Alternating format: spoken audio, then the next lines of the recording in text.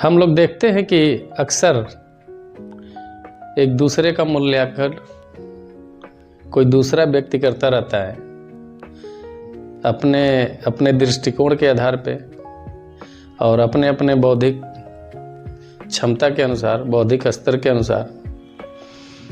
तो ये कतई संभव नहीं है कि कोई आपका मूल्यांकन कर सके।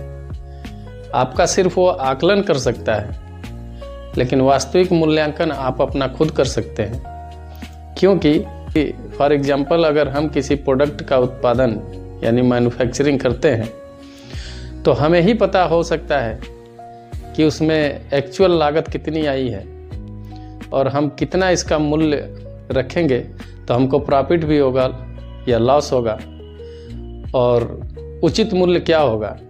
तो उसी तरह व्यक्ति अपने जीवन में अपना मूल्यांकन स्वयं, एक्चुअल मूल्यांकन स्वयं कर सकता है। दूसरा कोई मूल्यांकन नहीं कर सकता है।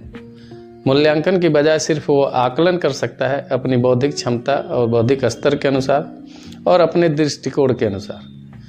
तो किसी के मूल्यांकन पे न जाए, बल्कि उसके मूल्यांकन को जानने का प्रयास करें कि वो किस दृष्टिकोण के आधार पे, किस बौद्धिक स्तर के आधार पे हमारा मूल्यांकन कर रहा है। अगर उसमें आपको लगता है कि उसने अपना मूल्यांकन का आकलन सही किया है, तो उसमें जो भी कमियां दिखती है उसको सुधार करने का प्रयास करें। और किसी के मूल्यांकन को जो है बहुत दिल की गहराइयों से लेने की ज़रूरत नहीं है, इसलिए कि हम अपना मूल्यांकन, एक्चुअल मूल्यांकन, सही मूल्यांकन खुद कर सकते हैं।